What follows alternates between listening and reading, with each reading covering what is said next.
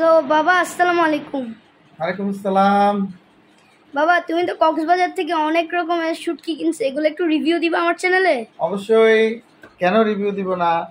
এই যে দেখো, আমি এখানে নিয়েছি লইট্টা শুটকি।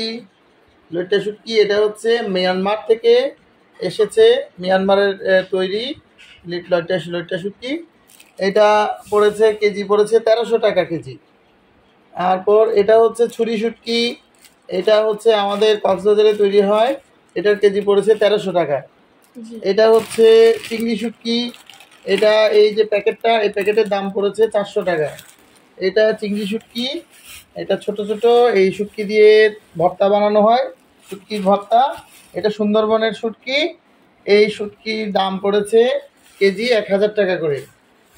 এই তো অনেকগুলো শুটকি এনেছি বাবা, আমরা এগুলোকে সংরক্ষণ করব ফ্রিজে, আর আগামীতে আমরা এগুলো খাবো।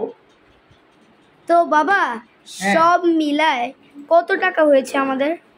সব মিলিয়ে আমি 2600 টাকার শুটকি এখানে এনেছি।